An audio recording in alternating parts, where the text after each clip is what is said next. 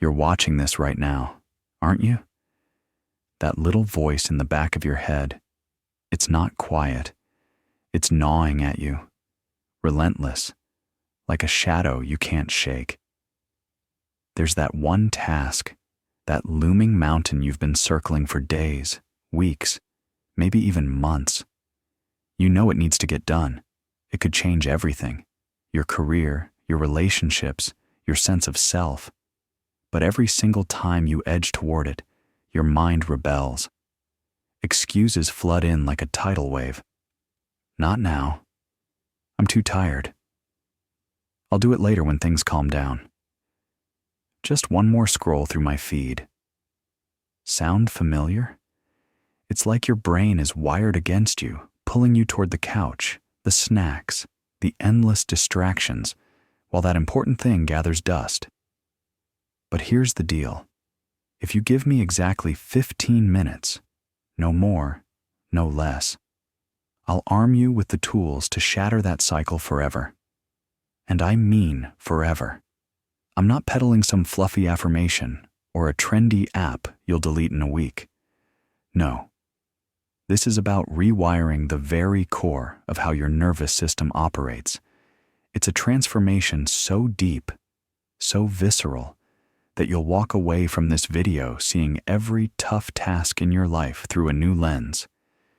You'll feel the shift in your bones, the hesitation melting into action, the dread turning into drive. I get it because I've been there, staring at my own blank page, heart pounding, convincing myself I was just lazy or undisciplined. Nights lost to regret, opportunities slipping through my fingers like sand. But then I dove into the science, the real neuroscience behind it all, and everything changed. You think you're broken? Weak? Nah, that's the lie you've been fed. The truth is mind-blowing. Procrastination isn't about willpower at all. It's a glitch in your brain's ancient wiring, a survival hack gone wrong in our modern world.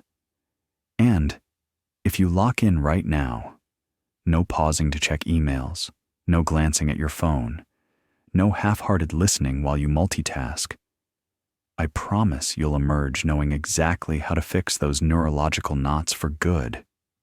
But hey, before we dive head first into this, do me a solid. Hit that subscribe button if this resonates. Give the video a like to help spread the word to others trapped in the same loop, and smack that notification bell so you never miss out on more life-upgrading content like this. All right, let's roll. Transition. The music intensifies. Screen fades to a brain scan visualization. Glowing neural pathways firing erratically. Chapter title appears in bold, cinematic text. Chapter 1. Destroying the Biggest Lie. Cut to the narrator, now visible in a cozy, book-lined study, leaning forward intently, eyes locked on the camera like he's speaking directly to your soul. Let me kick this off by smashing the most toxic myth you whisper to yourself every damn day. I procrastinate because I'm lazy. Bullshit. Absolute soul-crushing bullshit. Laziness? That's just the surface-level excuse we slap on to make sense of the chaos inside. In reality, procrastination is a cleverly disguised fear, a saboteur lurking in the shadows of your mind, derailing your dreams without you even clocking it. And once you understand what's really happening in your brain when you dodge that crucial task, it'll flip your world upside down. Forever. Picture this. Deep in the folds of your brain, there's this tiny powerhouse called the amygdala. It's no bigger than a walnut, tucked away like a vigilant guard. But oh man, does it run the show. Forged over millions of years of evolution, its sole job? Spot threats and keep you breathing. Back in the day, that meant dodging saber-toothed tigers or rival tribes. Survival. 1-0-1. But fast forward to today, And your amygdala? It's hilariously out of touch. It can't tell the difference between a real life or death scenario, like facing a predator on the ancient plains, and the threat of nailing that work deadline or having that gut-wrenching chat with your partner. So, what happens? You sit down, think about prepping that big presentation or tackling that overdue project or even just hitting the gym like you promised yourself. Boom, your amygdala lights up like a siren. Danger, abort, this could hurt. It doesn't care that it's not a lion. To it, the uncertainty, the potential for failure, the discomfort. It's all mortal peril. And then, your prefrontal cortex, that sophisticated CEO of your brain, the part that's supposed to weigh options rationally, it gets hijacked. Instead of pushing back, it bows down and starts spinning the most elaborate web of excuses you've ever heard. I don't have the perfect setup right now. I need to research more. Can't rush this. Inspiration will hit tomorrow. Today's vibe is off. One more episode won't hurt. Don't believe me? A groundbreaking study from the University of Rochester peeled back the layers on this. Those logical excuses, they're not logic at all. They're post hoc rationalizations, fancy justifications your brain cooks up to back up the amygdala's knee-jerk, run away command. Dr. Elena Vasquez, a neuroscientist with 2 decades dissecting human behavior, puts it bluntly. Your primitive brain is laser-focused on survival. Anything uncertain, uncomfortable, or potentially painful? Threat detected. Escape mode activated. When you sidestep that project, it's not self-sabotage. It's your brain's misguided attempt to shield you from the sting of failure, the burn of judgment, the ache of disappointment. Imagine this scenario. You're a talented graphic designer, staring at a client brief that's due in a week. Ideas swirl, but starting feels like stepping off a cliff. What if the designs flop? What if the client hates them and you lose the gig? What if it exposes you as the imposter you secretly fear you are? Better to binge Netflix, right? At least that's safe. No risk, no fall. But that's the revolutionary insight. Procrastination is a faulty shield. Your brain thinks it's protecting you, but it's robbing you of growth, success, joy. And the best part? Science has cracked the code on how to reprogram it. Stick with me, and in the coming minutes, I'll lay it out step by step. Cut to a dramatic reenactment. A young woman in a messy apartment, pacing, glancing at her laptop. Her face twists with anxiety. Voiceover narrates her internal monologue. Music swells with suspense. Chapter title fades in. Chapter 2. The dopamine secret nobody knows about. To crack this procrastination code, we've got to geek out on the neurobiology, the raw wiring that drives it all. And that means unpacking dopamine in a way that'll blow your mind, far beyond the oversimplified pleasure chemical nonsense you hear everywhere. Dopamine isn't just about feeling good. It's the rocket fuel for motivation, the spark that propels you toward goals when everything else screams, quit. See, your brain runs on 2 distinct dopamine circuits, and nailing the difference explains why you can marathon a TV series for hours, but flake on a 20-minute workout. First up, phasic dopamine. These are the fireworks, sharp, addictive bursts that hit like lightning. It's the rush from a notification ping, the thrill of a viral video, the instant hit from junk food or impulse buys. Phasic dopamine thrives on novelty, immediacy, the quick win. It's why you just check social media and suddenly 2 hours vanish. It's engineered for impulse, not endurance. Then there's tonic dopamine, the steady hum, the reliable engine that keeps you locked in. This is the flow state, grinding through a challenging book, powering through a workout, or chipping away at a passion project until it's done. Tonic dopamine builds quietly, sustaining focus amid boredom or fatigue. It's what turns I should into I must. For chronic procrastinators, the nightmare is this. Phasic dopamine bullies tonic out of the picture. Your brain's motivation pipeline gets clogged with cheap thrills. Dr. Marcus Hale from Stanford, a neuroplasticity expert with over a decade in the field, nails it. Our world is a dopamine minefield. Apps, ads, endless content. They're all rigged to spike phasic hits, rewiring us for instant gratification over deep work. Every time you cave to a distraction, you're training your brain to crave the easy over the essential. It's like feeding a stray cat. It keeps coming back, louder each time. Let me paint a picture. Remember Alex? A buddy of mine, smart as hell, dreamed of launching his own app. But days turned to weeks as he doom-scrolled Reddit instead of coding. Phasic spikes from memes and debates drowned out the tonic flow needed for real progress. He felt guilty, trapped in a loop, until he learned the secret and flipped the script. We'll get to how soon, but first, let's make it personal.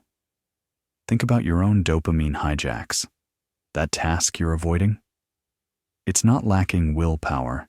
It's your phasic system overriding the tonic one, starving you of sustained drive. The good news? You can hack it back. Let's dive deeper. Scene shift. Narrator at a whiteboard, sketching a brain with fears listed. Soft lighting, intimate feel. Viewer prompted with on-screen text. Pause if needed.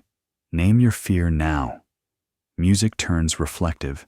Piano notes underscoring vulnerability. Chapter title. Chapter 3. Naming your fears. All right. Pause for a breath. I want you to really lean into this. That task gnawing at you. The one that's kept you up at night. What's the real fear lurking beneath? Be brutally honest. Is it the terror of falling short? Proving you're not good enough?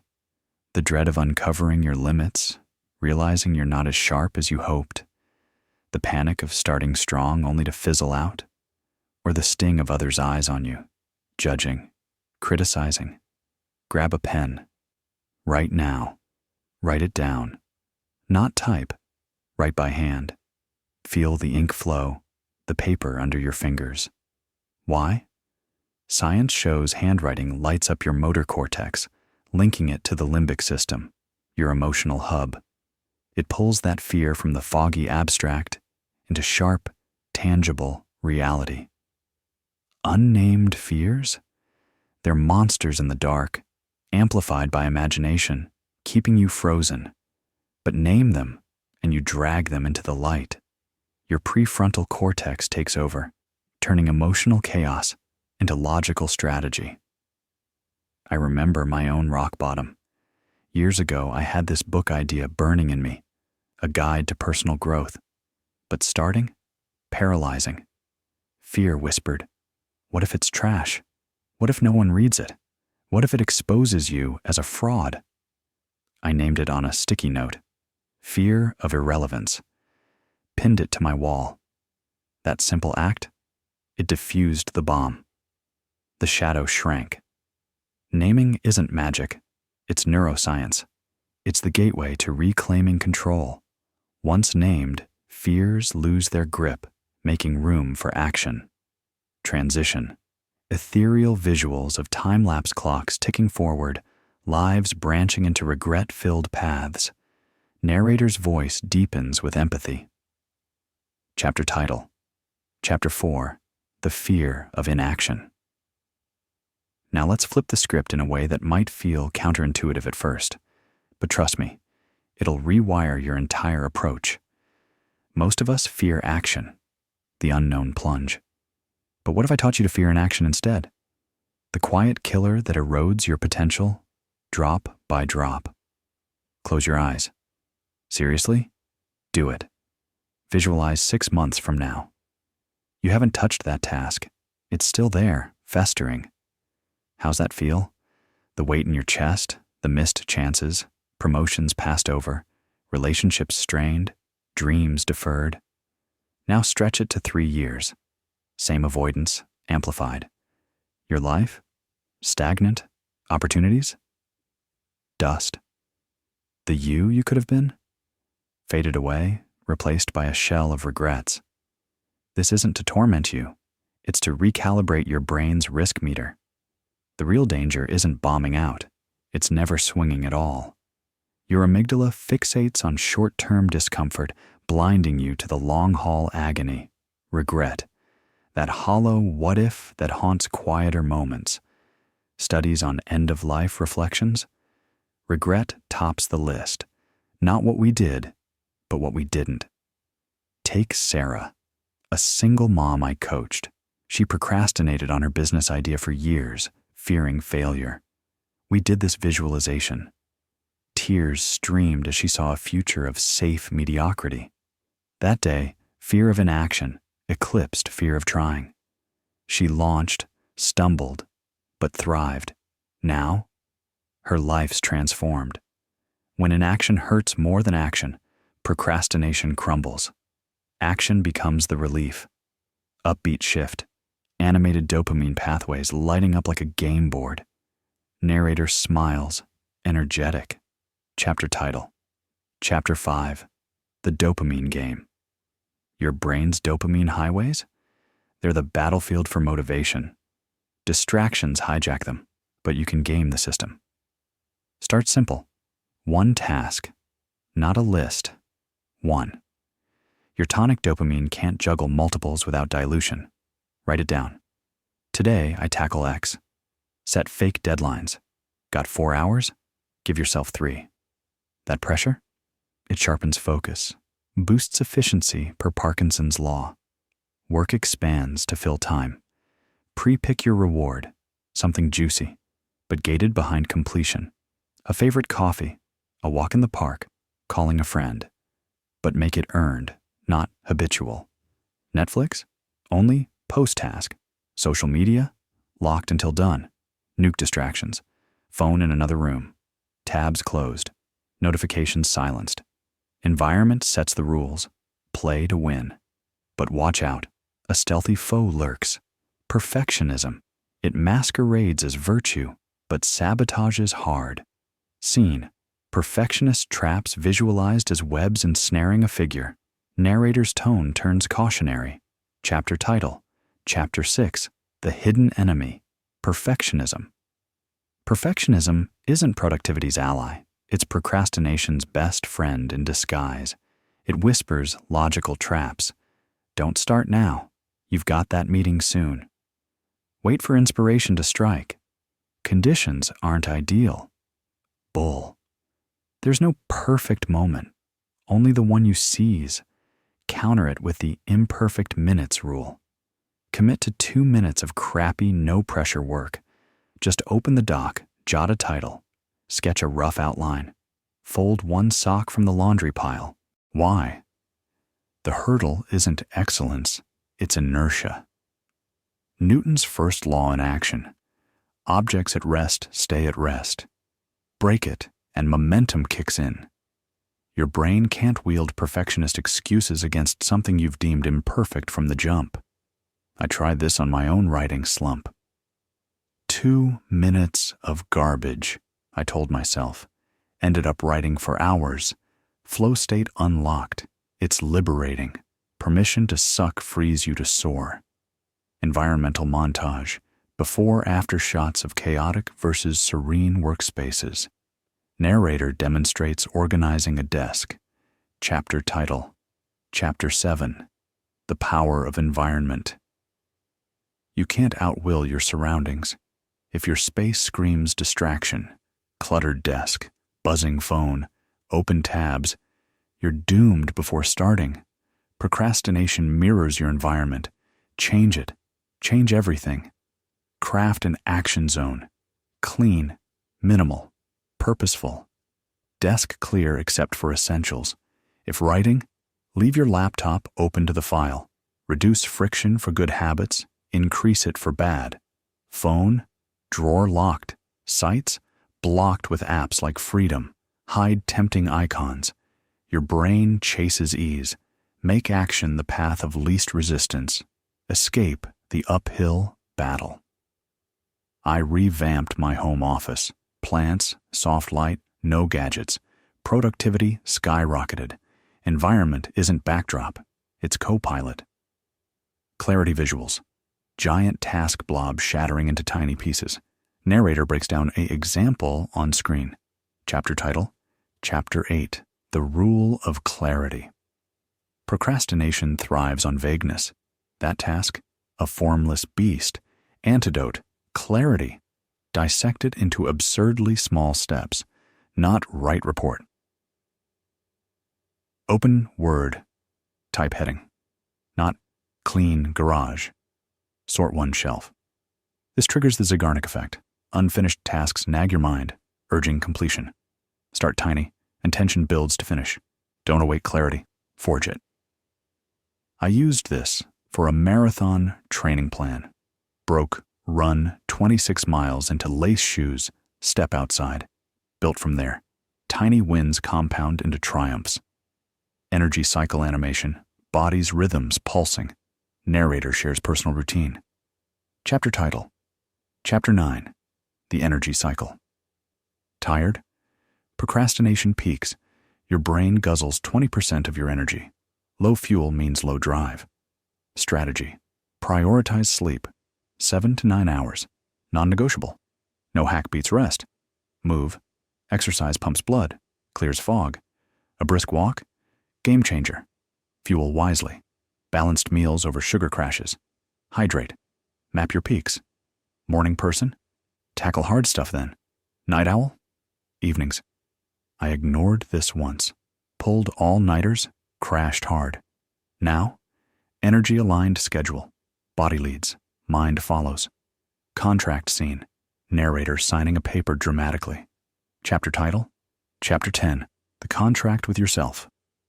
Procrastination feeds on vague promises. Someday never arrives. Forge a contract. Write the task. Sign it. Display it. Amp it. Share publicly. Tell a friend. Post online. Add stakes. Miss it. Donate to a cause you hate. This shifts identity. From wisher to doer. Honor your word, and self-trust builds. My contract for this video? Script done by Friday or no weekend fun. Delivered. Commitment cements change. Final epic montage. Samurai imagery, blending with modern warriors overcoming odds. Music crescendos triumphantly. Chapter title, Chapter 11, The Warrior's Identity. Ultimately, this isn't about hacks, it's identity. Miyamoto Musashi, the undefeated samurai, didn't await mood. Action defined him. You? Embrace the warrior. Each act, despite fear, forges steel in your spine. Doubt? Act anyway. Urge to delay? Push through. Over time, procrastination fades. A relic. You become the one who shows up. If you've journeyed this far, thank you. From the heart. Your time's precious. I'm honored. Check out the video popping up now. More gems await. Stay present. Honor your path. Become unbreakable.